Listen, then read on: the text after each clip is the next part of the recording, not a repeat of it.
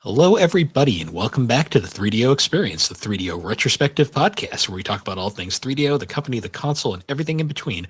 I am Bill, and this is Threk. How you doing, Threk?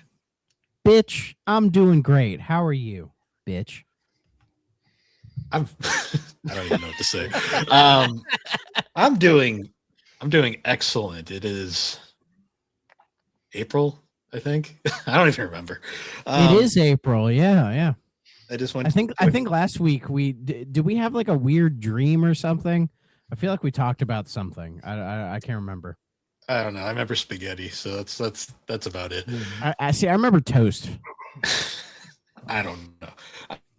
Anyway, speaking of spaghetti, we have a guest, a returning guest, one of our favorite buds on the internet. We got Mike, or as you people probably know him as Quest64 official, but we'll call him Mike. Mike, how's Mike? Mike's good. How's Thrak? How's Bill? Spaghetti toast, all that stuff. Ooh, spaghetti on toast sounds good. Yeah. It's been a year. I'm not going to get into it. It's been a year. I'm over here like, oh my, this is the first year where it feels like things are looking up, and you're like, it's a year, I guess. Yeah, I'm on the Bill wavelength. 2026 has not been Mike's year. So, last year was not Thrak's year, so this year being better is an improvement. It's weird because it's technically better for me than last year, but it's still not good. It's just been. I mean, having a stable job is a nice thing. So that's true. That is a job I don't hate. I can't believe it. I just want to get through a week without hurting my hand. That's my new goal. In your line of work, that sounds nearly impossible.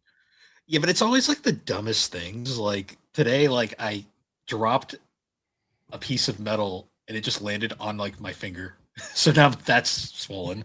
And then I somehow sliced open my pinky. I don't know how that happened. So that's just my life. I don't even notice. You should just get like a cushy desk job. Your hands will be fine. As somebody who had a cushy desk job, let me tell you, you get big and fat, and then you decide that you want to carry mail instead to get healthy, and that's not a career trajectory I would suggest for people. So. I have the cushy office job, and it's like I'm already fat, so who cares? No. See, I chose a profession where everything I work with could potentially kill me, so that's always fun. Oh yeah. But it could be worse. We could be talking heads on the internet where everyone wants to kill us. Mm-hmm. Fair. Speaking of, I don't know how to transition. We're talking army men again. Murder. Yeah, jobs that might kill you. Yeah, jobs that might kill you. For some reason, it's kind of fitting with what's going on in the world right now with army men and attacking in the air. I don't know how that. I will say, this is a lot more fun. That's all. Yes. Yes, but before we get deep into it, let's cover our. This is me once again scraping, so not a lot to talk about. First thing I saw was Yoshihisa Kishimoto. I hope I said his name right. The man who created Double Dragon, River City Ransom, a lot of other notable games from the 80s, passed away at the age of 64. So another loss to one of the classics, one of the guys who pioneered some notable things in the industry. Like I've always liked Double Dragon. I am on the NES. We had Double Dragon 2. And I used to play that all the time. So I still have quite a fondness for that game. Which one was the one with Bimmy and Jimmy? That's 3. 3. So let's see. That Mario Galaxy movie came out, and shocker, it's doing really well. It sure is. Yeah, it's made like $372 million already. And I've heard it's literally just like an hour-long advertisement, basically. I mean, the first movie was an hour-long advertisement, so I'm not expecting anything different. So I will be seeing it. This one's not even subtle about it, though. Yeah, I will be seeing it this weekend. So next week on the show, I can give you guys somewhat of a review. So Nice. I'll let you get from the perspective of me, a 30-year-old, cynical adult, and then the perspective of my a 9-year-old who still loves Nintendo. So unabashedly. Yeah, So- my kids really want to go see it as well, and I've tried to put it off until we can see a matinee. I don't want to see it in the evening and pay Yeah, full movie price for what is the Mario movie, which I'll be watching at home over and over again when it comes out. So yeah.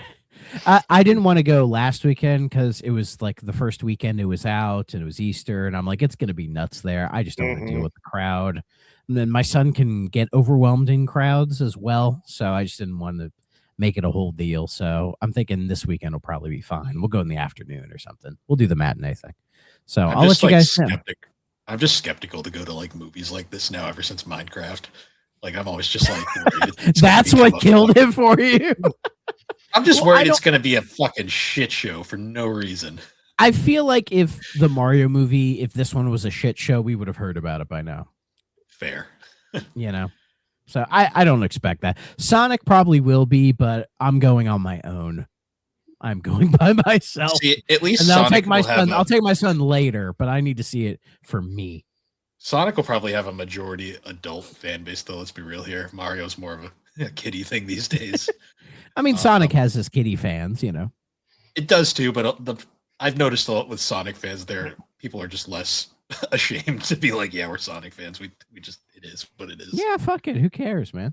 Yeah, I Anyway. saw Minecraft in theaters. I think I'd be more worried about seeing Sonic in theaters than seeing Minecraft. That was pretty docile. Sonic people are their own breed. I mean, you're talking to two of them right now. I know. I know what I'm talking to. and we're considered some of the more sane ones, to be fair. Oh, we are. Yeah. We're not as bad about it as some people. I still haven't gotten my Sonic shirt, but it's on the way. Let's see here. Oh, I don't know if you guys saw a while ago. Capcom put out the original version of the Resident Evil trilogy 1 through 3 on GOG as part of like GOG's preservation program thing. They're on Steam now. So Do you know which version of one it was? Was it Analog Edition or was it Analog Edition Special Edition or? that I do not know. That sounds like way too deep in the weeds for me to fucking care. I just want to know if it has the hilarious. I just want to know if it's the version with the hilarious basement track. That's all I really want to know. Well, let me see. Well, because the three of them, they're now on Steam now. So if you hate using anything else but Steam, then there you go. If you really want to play Resident Evil 2, the original version on Steam, there you go. I don't know why you'd want to, but hey, it's there for you. All Because I right. know there's 3 versions. There's original Resident Evil, which had the original soundtrack. There's Director's Cut, which also has it, and then there's Director's Cut DualShock Edition, which has that hilarious, like, plagiarized soundtrack that has the hilarious basement music, which is just wonderful. Yeah, I love sliding that music into video memes that should have something completely different in it, and then rickrolling people with basement music.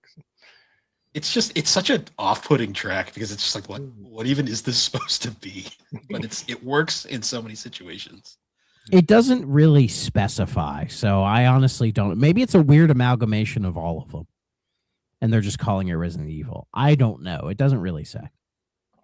But its release date on GOG, though, I guess this is the original PC version, is September 14th, 1997, which I believe is the original PC release.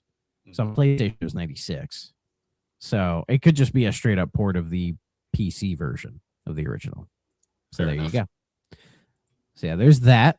So I don't know if you guys remember, Nintendo tried to patent like summoning characters in a battle as a way to try to like get at Power World and everything. Well, the U.S. Patent Office has revoked it. It granted it last year, and then they decided to revoke it.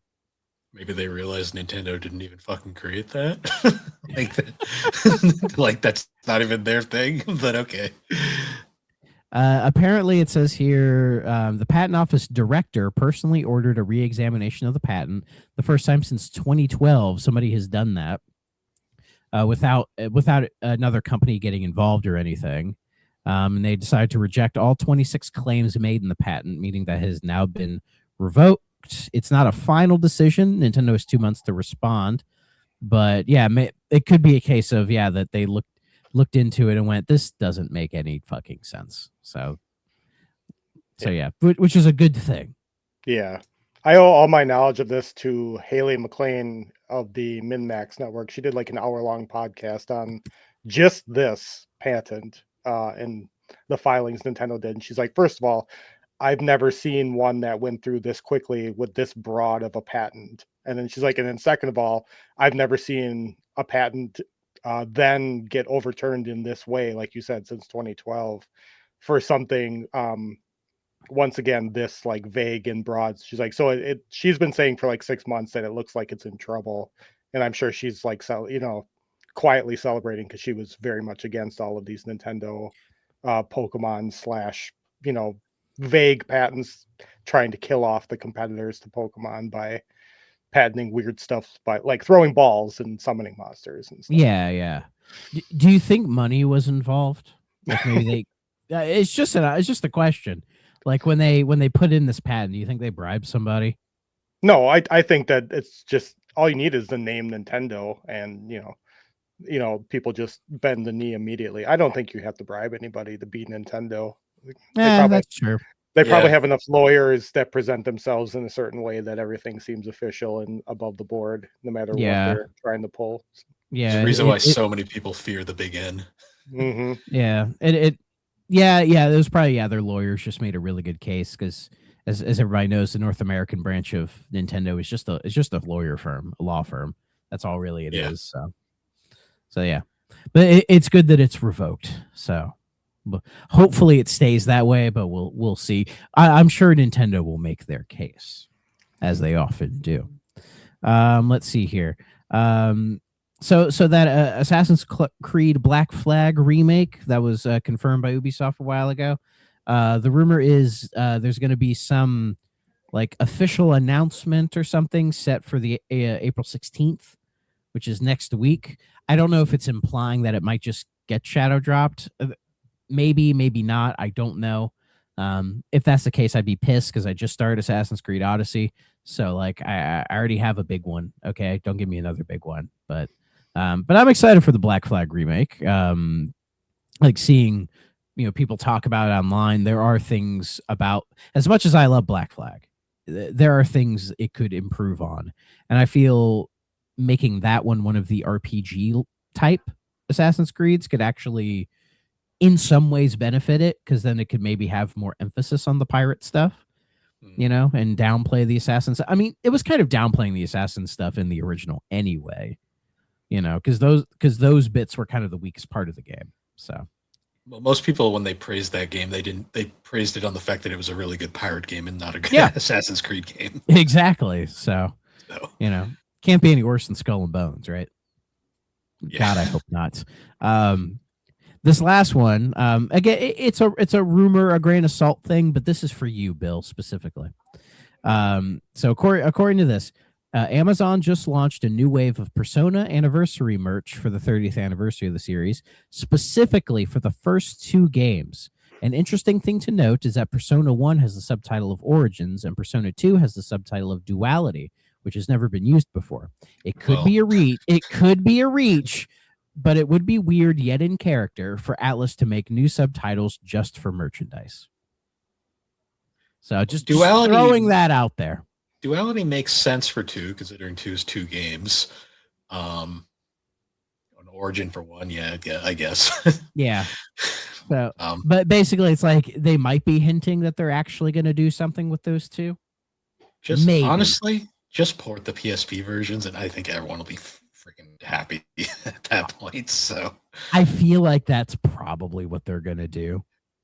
You can only remake Persona 1 so much. It's still going to be the jankiest game in the series, no matter how much effort they put into it. 2, on the other hand, 2 is a different story, but that I'll wait and see on. Yeah, I mean, they remade 3 and 4 now, right? Or are remaking 4? They're remaking. They remade 3. They're currently remaking 4. Even though 4's already got the PSP, was it remake? The Vita. Or Vita, the golden. Or not so much remake, more of just expanded, like perfect version. That's like an enhanced edition. Really. It's the definitive way to play it. Oh, I just mean 100%. nothing's stopping Atlas from continuing to go backwards and make money, I assume. Yeah. Oh, I mean- Well, I think because Persona's become such a big franchise now that they see the potential and like, oh yeah, like Persona 5 was such a huge hit. Like the beginning was putting 4 Golden on Steam. That was the first thing that like it sold really well, and then Sega were like, oh, we could actually do something with this guy. And then they put 3, 4, and 5 on everything. But 3 they chose portable, and then they did the remake of 3, which doesn't solve the Persona 3 problem. No, there's But no it is- definitive way to play 3. There never will Exactly. be. But the closest is that version for sure. Which is kind of genius though, because then you can make people buy all 3 versions of 3 depending on which There's one. more they than think is- 3, isn't well, there? like Bill? the 3 Well, that people like. There's There's no like- reason. Isn't there there's 4 no- now? There's 3. Yes. There's original 3. There's FES. There's portable, and now there's So there's 4 technically, but there is no reason to buy original 3 anymore because Yeah, I FES was here- has original 3. Fez, yeah, Like Fez in it. Golden, and then the other ones. See, the big contentious point a lot of people had was that they chose portable over FES because 3's in that weird conundrum where it has 2 enhanced versions and they're both enhanced but also like lacking in like certain areas. So it's like one of those weird things. 4 just definitively has a best version, and then 5 definitively has a best version depending on who you ask. So yeah. Well, I think most people would say Golden and Royal are the better versions. there are some of people games. that prefer original 5 for whatever reason. I think it's because Royal doesn't add a ton like Golden did. Because doesn't if 5 it just adds what, 1 new character and New like an characters, extra- some bonus content, and an stuff. extra month or something. Like don't you get a Yeah. new month? Yeah. So It's it makes it the definitive version, but it's not as big a jump as like going from 4 to Golden was, because Golden not only added a whole bunch of stuff, but it also revamped most of the gameplay. I mean, I've seen some YouTube videos of people saying why they prefer OG4. And They I- have a and I- right to their opinion. yeah, I feel like they're stretching though. You know, They want more. 4 is the only one I've beaten, so it's the only dog in the fight I have because I have experience. I can't even really argue. I guess they just like it because it's less handholdy, but Golden's only handholdy if you choose to make it handholdy. You don't have to play easy mode. Yeah, 4's not that bad. Yeah, so and then we'll see how this new version of it is. You know, we'll see. I'm still convinced it still feels unnecessary to me. Yeah, You I mean, know? they're doing it because the 3 remake did really well. Yeah, I'm convinced the only reason we got that 12-second like trailer for the 4 remake was because it got leaked and like everyone knew about it, so they just kind of threw that together as like, here, it's a thing, and then they were like, don't worry about it. yeah. I don't think that's coming this year. I really No, I that really trailer, can't see it. the fact that all that trailer was Yu Narukami running around in a very barren Innova, with music from Golden just playing in the background leads me to believe that's basically all they made, and they're working on it. Yeah, exactly. So Um, I mean, we could see a deeper dive into it this year at like a showcase or something like that. But I honestly, I believe we're more likely to see like Persona 6 first. I'd hope, but They're working I on have it. no We idea. know they're working on it, and I think they're trying to avoid the conundrum they got in with Persona 5, where they had to announce it and then delayed it like 3 or 4 times, and it became a whole meme, right? Well, like, it they're- started I thi- development I in think- like 09. So, Yeah, and they originally were like, "Oh, it's coming out fall 2014." It's like, oh, how funny. So I think with 6, instead of like doing that teaser shit, they're gonna wait until they're like they have their ducks in a row and they're ready to show us what they have. I think See, it's better, anyways, if they're like, "Okay, here it is. It's coming out this time. Have fun, kids." And then, See, and I'm then, curious because they know because- as soon as they announce it, shit's gonna pop off. Oh, You know, yeah. they don't need to build up hype. The hype is already there. You know, they just have to break open the dam when they're ready to show it. So I'm I just curious. prefer waiting, because by the time we finally see it, no one's going to remember the wait. I'm just curious about it just because of the fact that this is going to be the first one without the core team, because they all Yeah. left to make Metaphor. So It We'll see. will be interesting. Yeah, for sure. as long as Shoji Meguro comes back to the soundtrack, that's all I care about. See, I assumed 6 was just put on the back burner because they have a really, they have a penchant with pairing the game with a system that's hyped. How many people bought PSP for 4 golden, and then how many people bought, a new system for 5 Royale, and now like what are they doing with 6 if everybody is so Debbie Downer on the state of next gen, PS6, Xbox, whatever amalgamation that they're creating. And then, the Switch 2 is out, but I don't think you create a game to sell specifically on the Switch 2. Maybe. Yeah. Well, and I think 6 is going to be the first like multi-plat day one release because they used Most to be likely. Sony only, Mhm. and then they've seen all the success they've had porting the games to everything. And also like Atlas has gotten real cozy with Xbox because like when they showed off Metaphor, or even like Persona 3 Reload, that was all at Microsoft shows as well. Yeah. So and Well, and it with makes- and with the and 6's rumored color is green. So you might as well show it at Xbox show, right? You would It think make- that it they're also- worried about the way that like the optics of Microsoft right now and Xbox in general, Well, like if that's true. a smart move. It's But actually the optics of Sony aren't much better either. it's not even that. I hear you. Yeah. It's not even that to me. It's honestly, it's a genius thing when you think about it. You might as well advertise it at the Xbox show because all the Sony fans are going to buy it anyways. That's what happened with Metaphor. Yeah, it's like It doesn't matter. all the RPG nuts already have PlayStations. They're going to buy Yeah. it regardless. Might as well like- advertise to the Xbox people. Like if Sega has a deal with Microsoft to where they're gonna pay for some of the marketing and the advertisement for it, they're gonna say, okay, sure. Yeah. Because that's what they did with Metaphor. They had the advertising for it, Oh yeah, So it's going to come out on and PlayStation. And like, Sega's it's- gonna save money. They don't give a shit. Yeah, it's gonna come out on everything. They yeah. know. All their yeah. fans have PlayStations. It's like they, Yeah. they, are, they I'll already know if they're I'll gonna be buy the it. one guy who buys it for Xbox. So whatever. Yeah. It's fine. So And it's not anyway. like the Sony fans aren't going to watch the trailer. Like, let's be real. Oh yeah. So Yeah, like anybody who like is going to genuinely complain about that or is going to try to say anything, it's just like fanboy bullshit. Because I those saw are the that with Sony- I saw that with Metaphor, where I saw like one video where it was this bad faith argument of this dude thinking it was Xbox exclusive because they were doing the marketing, and I'm like, you're not that stupid. I know you're not that stupid. Did he not see the PlayStation logo? At the end? Exactly. Again, that just was right there. I hate Sony fanboys. They're just really annoying. be Anyways, fair. but that Hardcore Xbox fanboys are just as Yeah, bad. coming. oh Coming- yeah, no coming they from are. Brack. Oh, I'm not that hardcore about it. Hardcore Nintendo. I'm really Well, not. Nintendo fans are their own. If I'm breed hardcore entirely. anybody, it's I'm a hardcore Sega boy at the end of the day. Hardcore fans, But they don't make anything are consoles kind of anymore, annoying. so I can't do it.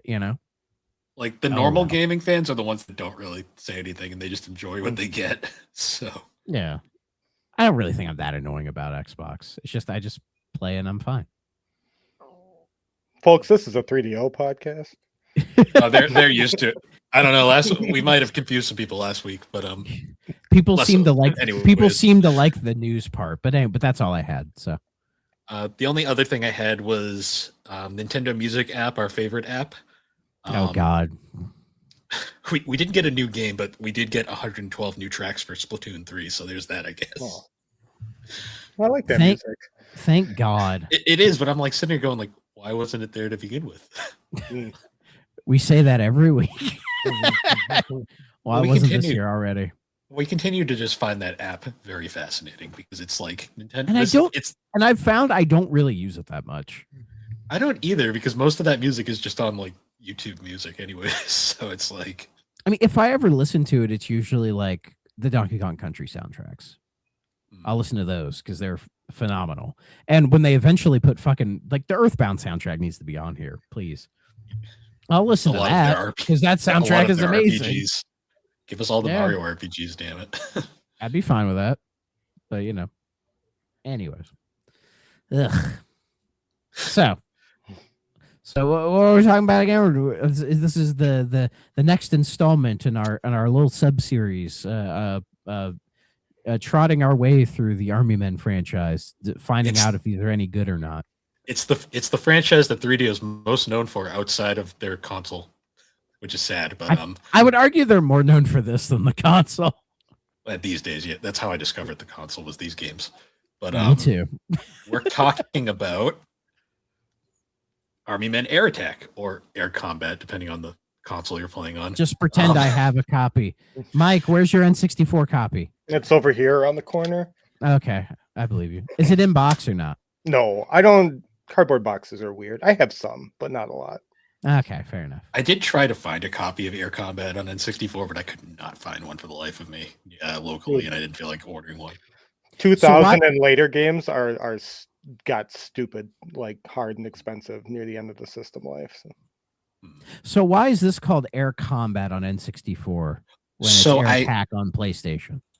I looked into that and I legit could not find any info. It's Air Combat on N64. Mike, Mike, you got anything?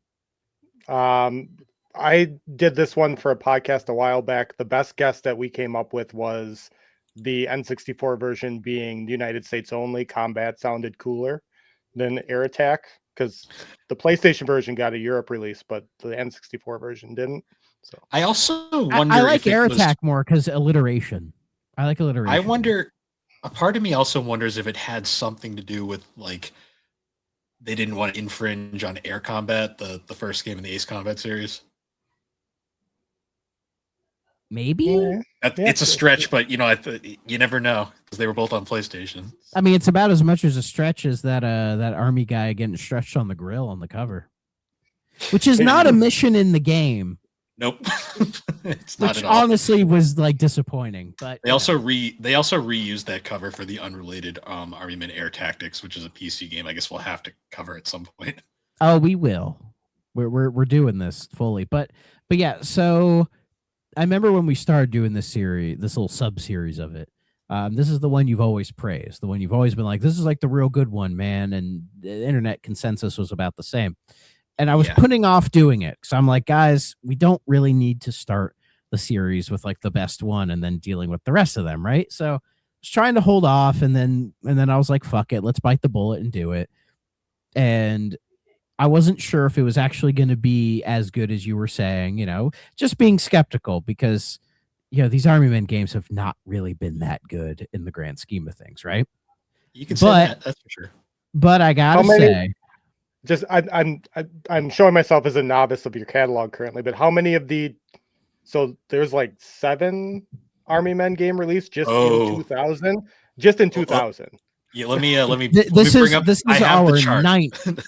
This is our 9th Army Men game we've covered. I just want to know how far we've got in the series here. Not even halfway. Let me bring up the chart right now. I have the release chart right here. 98 had one game with the original Army Men. 1999, the year this game came out for PlayStation anyways, we had 5 Army Men games throughout 99. We had Army Men 2, 3D, Sarge's Heroes, Toys in Space, and then Air Attack. In 2000, we had 5 games as well. In 2001, we had 6 games. 2002 only had 2. And then 3DO shit the bed. And then after that, it's just it's basically there was like maybe a handful after that. Yeah. But in the span of 4 years, they released like 20 something games. Yeah. And we're not even halfway there. And that's not even counting the Are you guys playing all ports too? Like, are you doing like all the different versions? Because obviously like oh, okay. Yeah, all right. That's what so we're not that masochistic here. It's kind of touch and go. Like I did play a few minutes of this to get a feel for it, so I'll touch on it. But there's not much to say about this, so we're not going to give it its own episode. Yeah, like when we did Sarge's Heroes, like it was a mixture of people playing the N64 version and the Dreamcast version. Mm-hmm. So, because that's the version I have. Okay. But yeah, like I was like, is this game really going to be, the best in the series or whatever?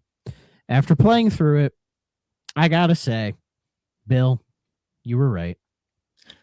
Like almost unequivocally, like the best game in the series. I'm grading on a curve, right?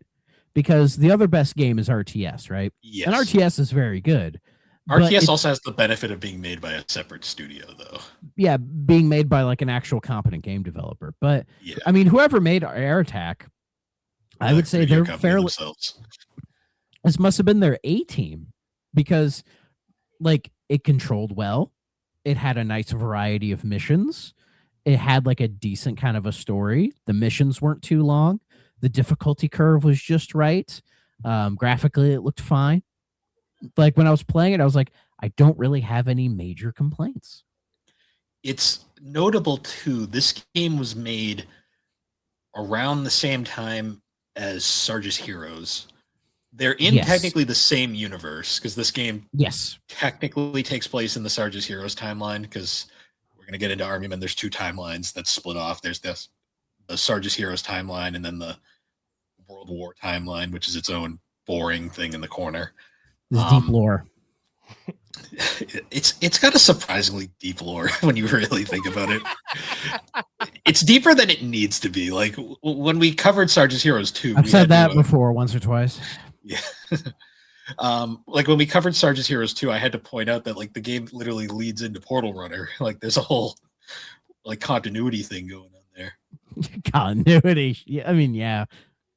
Just, that's not a word I would associate this series with, but I guess to bring up the basic plot summary of Air Attack. The Green and Tan armies are once again at war. What else is new? This time basically this time the Green Army is deciding we're going to fight by air. So we have our protagonist, Captain William Blade, the most metal as fucking name ever, and his team, the Alpha Wolf Squadron. And essentially they go after the Tan Army with their new helicopter army, and it is basically just that is the plot. That is literally which co-pilot did you use mostly? Usually the default one, Woodstock. Sometimes I'd use Rawhide. I just like the way the guy said Woodstock. Rawhide. I like him. He's like the weird British one. I liked him. Which copter did you prefer? Were you a Chinook fan or were you a Huey fan? Well, I kind of changed as the game progressed because you unlock them as you go. And it felt like I start with the Huey and then the Shin. Like whenever I got a new one, that was just my copter now because it's like, oh, this thing is stronger and faster and better. Great. Except for the Chinook, which is not faster. No, but it can take a bit more of a beating. So it's yeah. And in a game like this, I will always prefer like more defense because there are moments where it's just like everything's firing at you at the same time. There are a few missions though where speed is the key. Yes. So the Huey is more useful. That's actually one thing I want to get into with this game. The reason why I always say this is like the definitive Army Men game is because this game really checks off like all the boxes for Army Men. It actually uses the theme like well. Like we don't get like 3D vibes where like it's just you're playing as Army Men in this realistic setting and it just kind of is like whatever. This one really plays into the whole you're playing as toys gimmick because like literally levels are either like in a kitchen or you're flying around a picnic in someone's backyard. Yeah, like a backyard garden type situation. You literally pick up like soda cans and you're flying around with that stuff. There's a mission where you have to rescue bugs, and when you free them from their containment, they literally go, "We're free" as they fly out. And then they help you, which is actually they do. Really cool. They fucking annihilate the Tan Army, which is just hilarious to watch. The one I liked was when you use the ants and their love for sugar to destroy like the Tan bases. Like that was like neat. Like I was surprised by the mission variety and the certain things that the game wants you to do. It isn't just like fly over here and blow this thing up, or go rescue this guy. There's other elements to it, and like taking advantage of mixing between the real and the plastic world. Like it was handled well, I'd say. It's also like super competent, like from a design standpoint. Like the game doesn't do like Sarge's Heroes is a game that, well, flawed. I do kind of like a bit more than I expected I would. Air Attack, on the other hand, like Air Attack knows exactly what kind of game it is. It doesn't try to be any more than that, but it also like consistently stays at the same pace like the entire game. Yeah. Which is, I think, one of its biggest strengths. For sure. This game was directed by Kudo Sanada. I don't think he did any other Army Men games as a director. I know he worked on some of them, but he also directed Fight Night rounds 2 and 3 as well. So he's like super competent as a like senior game director. So that might have had something to do with this one being more parsable as a standalone game as opposed to just another Army Men game. Yeah. Do you think it was like a work for hire situation with him? No, because I think he was with 3DO for a while before that. Oh, okay. He just moved on and saw what he wanted to do after that, I imagine. He was like, "Oh, I got to make 20 more of these in 2 weeks. I don't think I can do that, guys." He's like, I played Jungle Strike and I played Desert Strike. Now I did the Army Man Strike. Now I can go do something else. So. I mean, yeah, like that's like the direct comparison people made with this was the Strike series from EA, and yeah, there probably is a connection there. I mean, these aren't as like complex as the Strikes here. I don't know if complex like is the right word, but Strike is more like a sandbox and this is like level based, but still good helicopter game is what when people think of Strike, I guess. Yeah, like a genre that doesn't exist anymore. People don't make helicopter games. They don't, and it's sad. Yeah, I think they just fell out of fashion in like the PS2 era because there's a couple from that one. Like if you guys remember Fireblade, there was that one, but that's like the last one I can think of, and they just vanished. Maybe it's just people weren't that interested in it, or I think it's a case of like when like human combat got a lot better to make in games, like like Gears of War or something like that. That more vehicle oriented combat games just kind of fell by the wayside because people thought about what happened with Twisted Metal, like the car combat went away, and it's like, well, like first person shooters got a lot better. And I think people more wanted to play a game where you're playing as a human and not a vehicle. So that's kind of why they disappeared, because the audience just kind of dried up and moved on to play on a Siphon Filter or Killzone or whatever. But why did snowboarding games go away, Thrak? Because people are fucking stupid. I don't know. Okay. It's weird. I mean, do you trust modern EA to make SSX? No. I mean, I would have loved if Nintendo made another 1080 game. I like the GameCube one. Cool Borders. Sure. I loved Cool Borders. It was a thing. It's weird how the snowboarding game died, but skateboarding games have kind of lived on. I think just skateboarding had a bigger audience.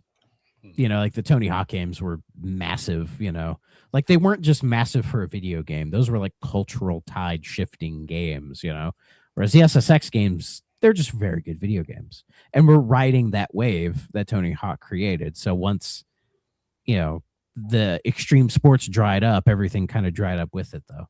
If I had to guess. So another interesting thing with Air Attack that I found was like the humor was actually fairly decent in this game as well. Yeah.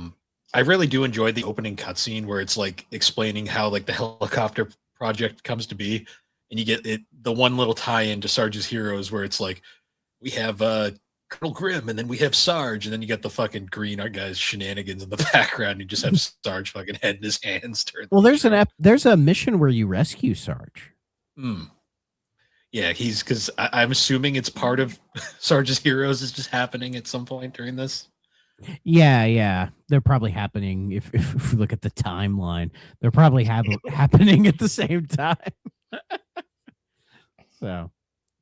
And Sarge's Heroes was like immensely popular as a game. One version came out in 99 and one came in 2000. So they had to play on that. Like you can't just stop using the popular characters when everybody else is a plastic army man. You got to use that one name, See, Quest, I got to ask you were there at the time. Like how popular were these games back then?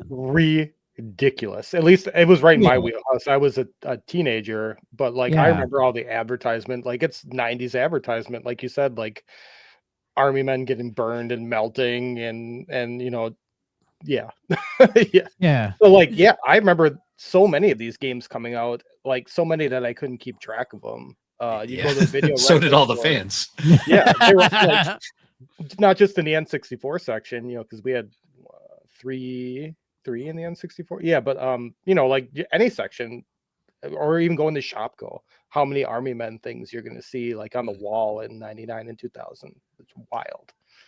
Was it like riding the success of like Toy Story when that came out? I don't think so. I just think that Army Okay. Men look cool in 3D. Like, so you had Yeah. you had N64, which like excelled in that kind of smooth polygon look that worked on here, and then you had the other systems that like were good at, PlayStation was good at everything, and Dreamcast was on sway, PC like had the RTS game, and everybody was cashing in. Like it didn't matter what system you had, you were getting, even handheld, you're getting an Army Men game because Army Men are cool, dude. And it was easy. They were easy models to make as well because you couldn't have like super detailed like graphics. So using something that was familiar, because kids back then knew about the Green Army Men toys. I grew up with them. Yeah, and you could have stiff animation because Army Man plastic toy. Yeah. Like it just kind of it was a perfect meeting of two different ideas. So. You'll notice too when you play all these games that they all clearly run off the same engine, so they were definitely saving money absolutely on from a 3DO game. You shocking. Yeah. I bet it was called the 3DO engine, guaranteed, or the Army Men engine. The Army engine, like, which sounds kind of awesome, actually. We'll save our thoughts for when we get to it eventually, but when we eventually play Army Men Air Attack 2, you'll notice really quickly, it's the same game engine, but it looks slightly nicer. I mean, that was my thought when we did Soldiers Heroes 2, because I played the PS2 version specifically, and it was like, yeah, this is the exact same game, like as like the N64 or PlayStation version, but it's just a lot prettier. And having two analog sticks, they tried to improve the controls, but they really didn't.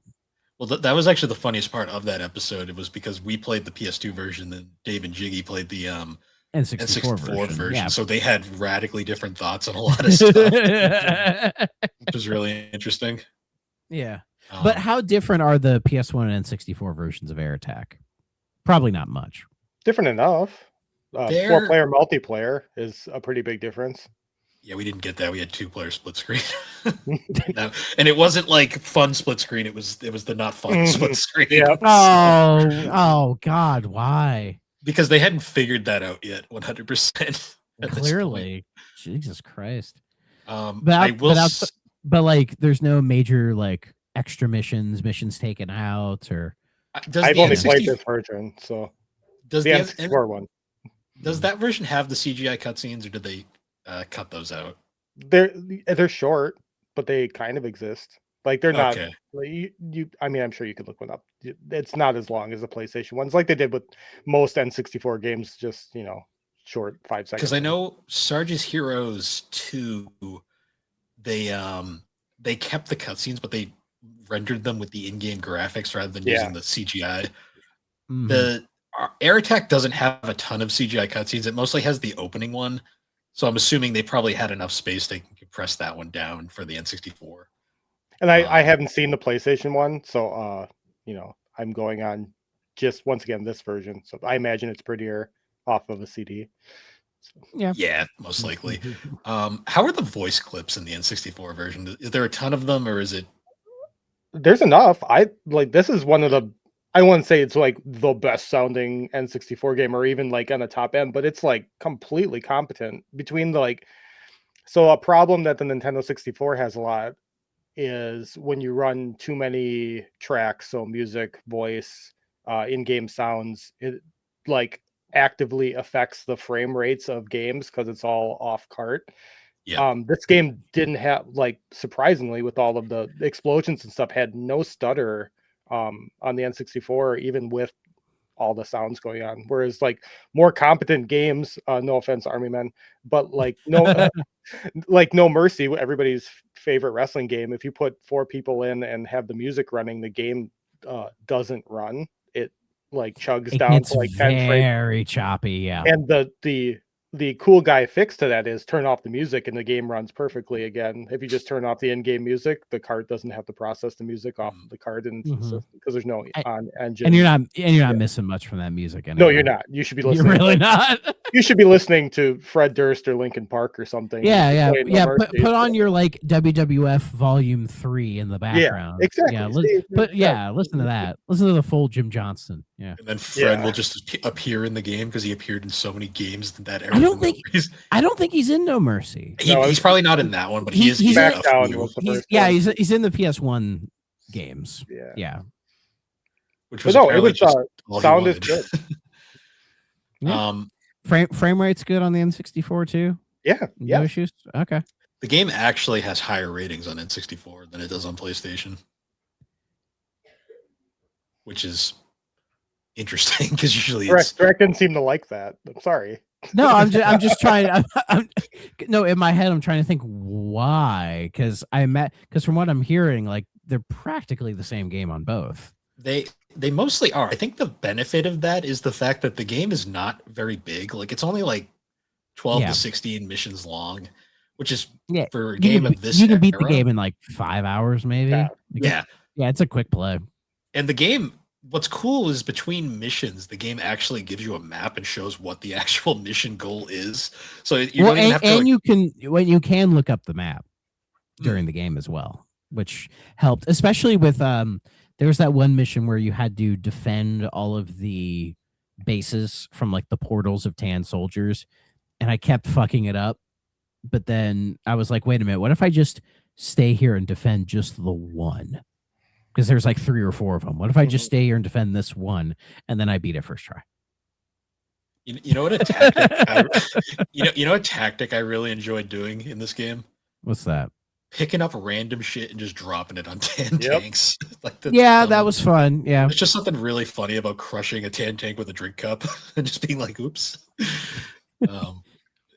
Stuff like that. Like, because the main gameplay is like the helicopters move really smoothly for Yeah. 3D Army Men standards. Like honestly, it moves better than like the only modern comparison I could think of is like the helicopter controls in like Grand Theft Auto games. Hmm.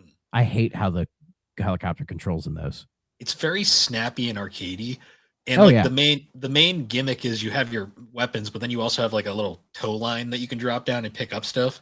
So you can just like seamlessly like drop the thing, pick up whatever's below you, and just move on. Yep. And a lot of the time it's to pick up like power ups and stuff, but you can also just pick up random bullshit around like the thing, like Yeah. pine cones and leaves and shit. Yeah, you can drop your like tow cable and then just fly around with it open. I used to always just carry like a fucking drink cup and then be like, "Ooh, Tan tank, drop," and then just Yeah. crush it. They really lean into that in the N64 version too. Like so we were talking about the multiplayer. 3 of the 4 versions, there's like 3 different or there's 4 multiplayer, like whatever you want to call them, styles of multiplayer.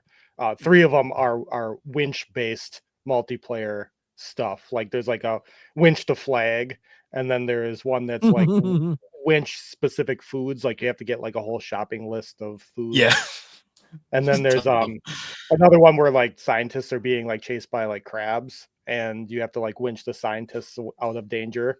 And then the last one's like actual like combat with bugs that you have to hunt and stuff. But like Yep. if 3 of the 4 things are based on the winchy tow cable mechanic, they clearly knew that they did something right, and they're like, well, we have to lean into this now. So, Yeah. If only you could winch everybody else's helicopter. Yeah. Now that Um, would be cool. So I got to ask. So the N64 version is 4-player.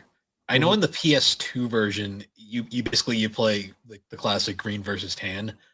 Do they have more than 2 colors? And yeah, there's Okay, blue and what's the 4th color? is it gray? I think it's It's either gray or whitish. Once again, we're talking the N64 here. Let's just say it's Yeah. gray.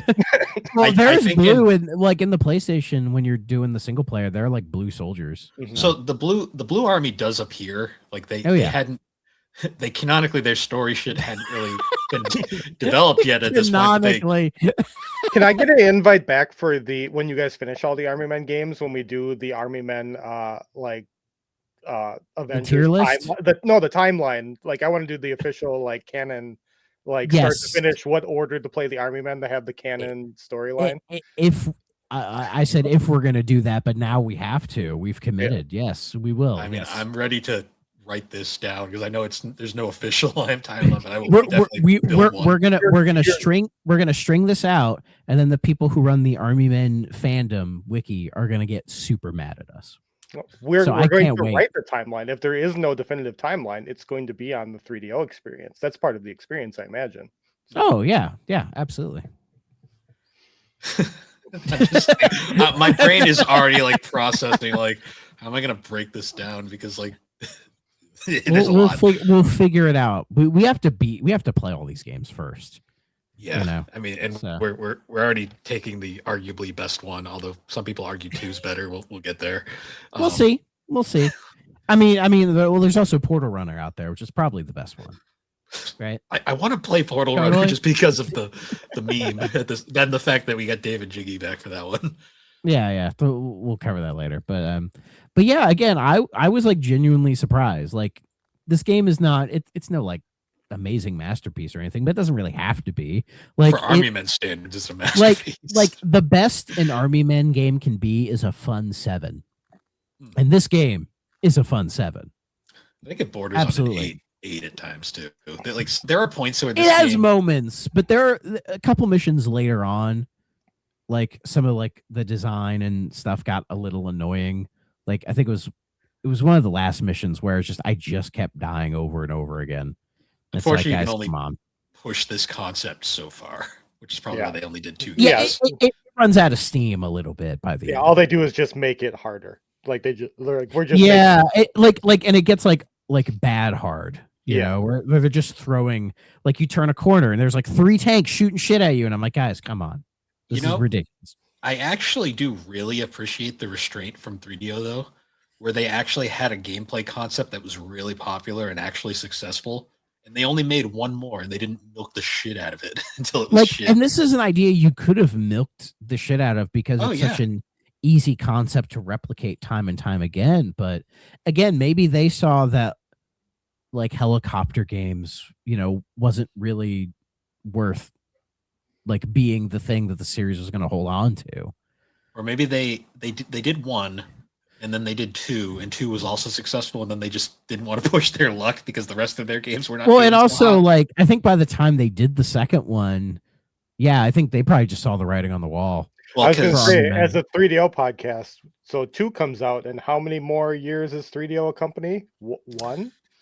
2 years? Like 2 more years, I think. I think 2 more. They could have got 5 more of these out there. I agree that maybe money was tight. Like, maybe. So Air Attack 2 came out in 2000. They had 3 more years. Okay. Because they went bankrupt officially in 2003, I want to say. Yeah. And they're like, guys, Air Attack 3 is going to save us. Well, they followed up Air Attack 2 with Green Rogue, so we already knew they were in trouble at that point. Oh, Jesus Christ. Because keep in mind, when Air Attack came out, the first one, the series was still generally considered, it was in still a good standing with most of the world at that point. By the time 2 comes out, it's starting to slip. Yeah, I would argue the time between Sarge's Heroes 1 and 2 is like peak Army Men, which is like a couple, like maybe a year. Yeah. Yeah. Spin-offs are still viable when your mainline games are doing well, and that's what they did, because they did RTS and Tactics and whatever. Was it World War? There's the World War quadrilogy. Yes, yeah, that's a separate timeline, Mike. I didn't know that till now, but like now I know. Now you know. see, the World War games take place basically because the timeline kind of splits at 3D, where they're 3D. Basically, they were like 3D is a remake of 1, and for all the people that really liked that game, not a lot of people did. It's hit or miss. They were like, all right, we'll take that game and then make an entire series that's basically just that, where it's like serious and we don't dive into the goofiness. That was World War. They made 4 games, which if you took all 4 of those games and stuck them together, they might have had 1 competent game, but instead they made 4 mediocre games. We'll get there when we get there, because World War, the World War series is, if those games didn't exist and you just looked at the Sarge's Heroes games, you'd actually be like, this series isn't bad up until this point. So Yeah. Sarge's Heroes is Andy's house, and World War is Sid's house. Is this what this the timeline I'm hearing now? That's the canon, right? Like, Sid's house almost seems too fun from the World War games. Yeah, to be because honest. Sid's house is where weird shit happens, and I believe the World War games, weird shit does not happen. No, the World War games are basically just like actually trying to be realistic with green Yeah. army men running around. and explosions and firecrackers. Yeah. That's Sid's house, and then Yeah, uh, they're almost like trying to play all of the other Spec Ops games that aren't Spec Ops: The Line. See, I always think of like the Sarge's Heroes like timeline is basically just like small soldiers. That's basically what we got going. That's on a good, over here. yeah, that's a good comparison for it. I So wish Por- David Cross was in these games. So Portal Runner is Spec Ops the line, or is Army Men the line? Then is that what I'm hearing? Portal Runner is Portal. Portal Runner's I its wish. own thing. Portal Runner is See, yeah. see, now I'm imagining like that Spec Ops: The Line where you're like losing your shit, and it's just the Vicky Grimm. See, Yeah. the best part about Portal Runner to me is anytime I'll post like the Army Men games and someone's like, "Why is Portal Runner there?" I'm like, because that's an Army Men game. And they're like, "No, it's not." I'm like, "Yeah, it is." Oh, that was like the most. That was They like they thought taking armament off it would make it more appealing. well, they thought if they used their femme fatale fan service character as the main character, that would instantly sell. Yeah, they were like Tomb Raider's big right now, even though 2001 was not a good year for Tomb Raider. So we'll try to capitalize on it.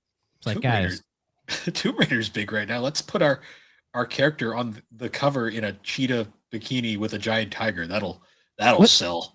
like what freaking Tomb Raider game was out in 2001?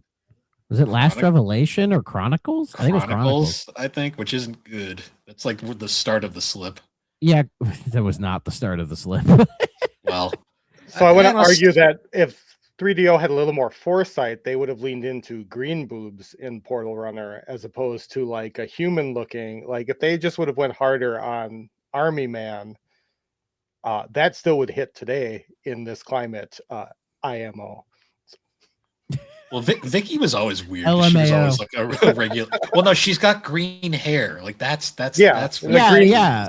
In a No. green like crop, but so I'm trying to remember. But she's got like a bikini that's green and then like green pants, but she's like kind of a human, right? Or is she a tan? I don't. She think she she's- looks more humanoid.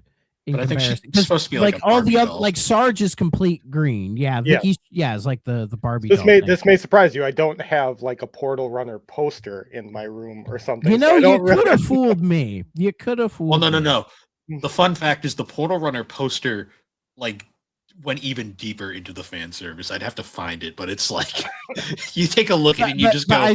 I think what Quest is trying to say, if they made her all green as Yeah. opposed to having the human skin, like it could have lasted longer, and they could have showed boobs because it's like they're green boobs. They're not. Yeah, Not the human plastic. boobs. Yeah, Yeah. yeah. Who would have cared? Yeah. Yeah. Look forward to to more find of this. this in the continuity episode of Army Men coming. No, look forward. 2028. No, look forward to this in the Portal Runner episode where we go deep into. Where we slowly drive Jiggy Look Back mad. I can't wait. Oh. That might be our Christmas episode. It's gonna be something. Oh yeah. So the advertisement for Portal Runner was literally like Vicky like naked, covering herself like this, looking shocked, and I'm just like, yeah, That's the that's era. mid 2000s for you. The early 2000s. So this is post 9/11 advertising right here. And the best part is I can't find an actual like still of it, but I can find some guy on eBay selling a framed version of it. How much? It can't be that much. Usually those are like $50. I might actually buy this. That's too much. That's less than If- I was if- expecting. If you pay Oh, that, it's from Germany. Never mind. I'm not importing that. they'll be like $70. I can't do that. So I was gonna say, if you actually had bought that, you'd better frame it behind you. Oh, it would be in the background if I did. I would find a place for it. Just hide it behind your anime weeb girl figures, and it'll just blend right in. Oh, I'd find a spot. Your bed doesn't count. I keep that shit down here. That's down in the basement or the game room. You sleep in the basement? There's a futon over there. He might be now. I was hoping there was a race car bed. No. Those fucking things are expensive, man. Mike sleeps in a bed with his wife. In my big bed. Oh god. I did want to touch on the Game Boy Color port of this port. Demake, if you will. It's the same game essentially, only it's isometric and it's kind of janky, but Does it gameplay play wise, more like the Strike series? kinda. I got like Nuclear Strike vibes, but like not like good, like very mediocre. Like Okay, so like if I compare it to say Desert Strike on the Game Gear, is that a fair comparison? similar, but they don't really play the same Yeah. at all. It's like you had me on for Battle Tanks 1, correct? And it's the Yes. same. It's like the mold they used for Battle Tanks first Battle Tanks GBC. Like it's Gotcha. like a lot of the same like perspective. They like made the same game, same sort of missions, same sort of story, just Okay. like a different perspective and less to do.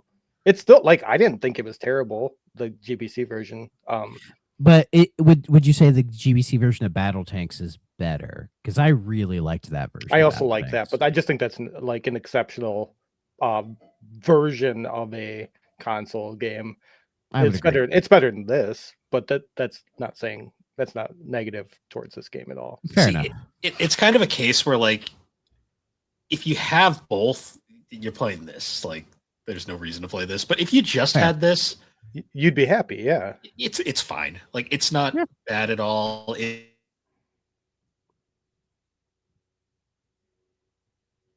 Darkest Heroes 2 on Game Boy Color, that's for sure. Oh And yeah, that was pretty bad. I'm trying to think what I'm trying to think of the other. Well, I mean, there's Portal Runner, which is like Castlevania. We'll save that for later because there's way too much to unpack with that damn game. Yeah, and there's like a handful of like GBA only Army Men games. We've covered one of them already, and it was a game, all right. That's all I got. Yeah. So looking at reception for Air Attack a little bit, the game has Sky high praise. for Army Men standards, like it's got probably the highest game ranking score. Like it's got the N64's got a 78%, PlayStation's got a 71. Even the Game Boy Color has a 65, which for a Game Boy Color afterthought port is pretty good, all things considered. Yeah.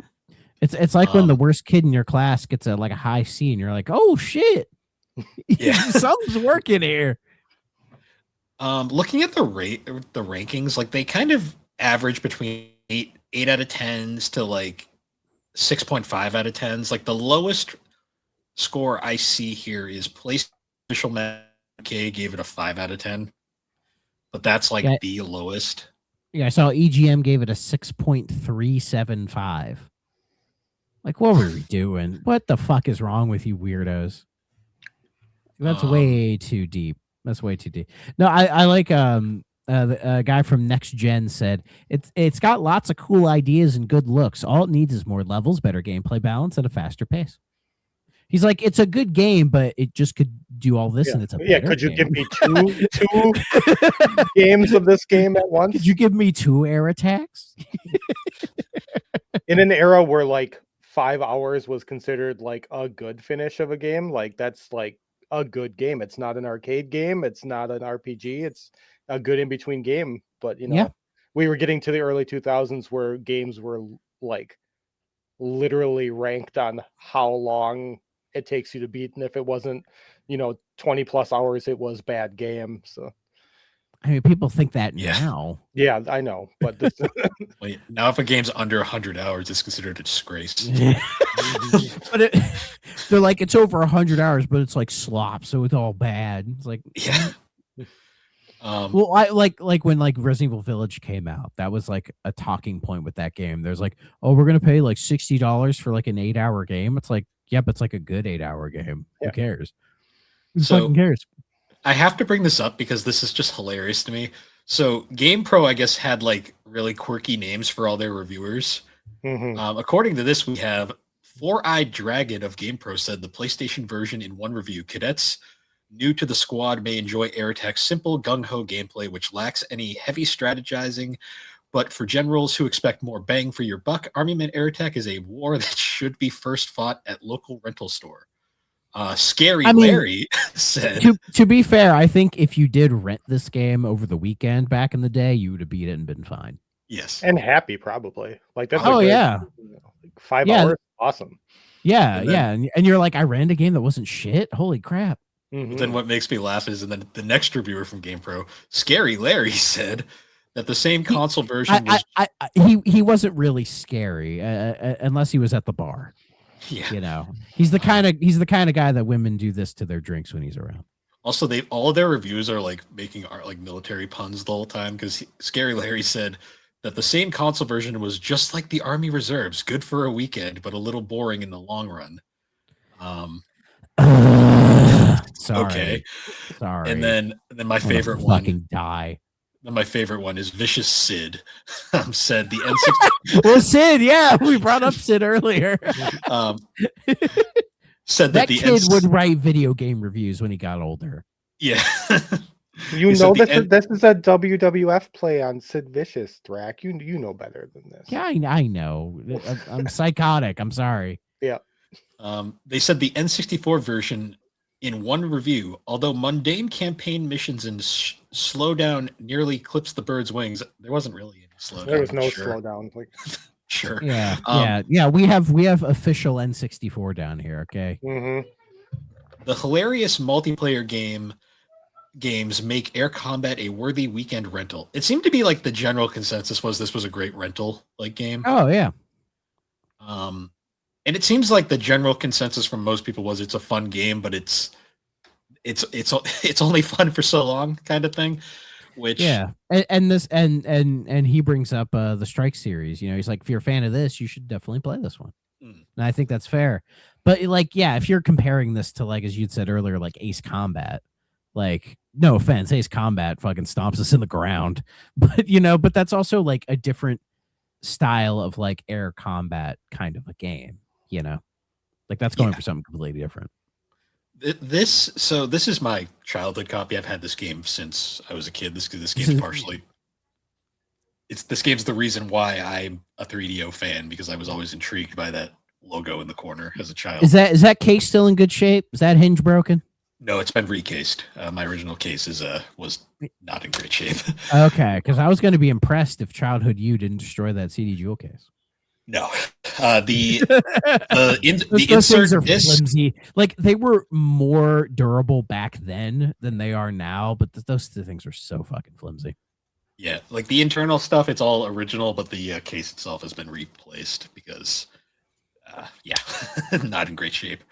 Yeah, I also love that. You go to Goodwill and siphon a CD. I also love that we have two advertisements for other 3DO games, which we have covered on the podcast. Yes, we And- have.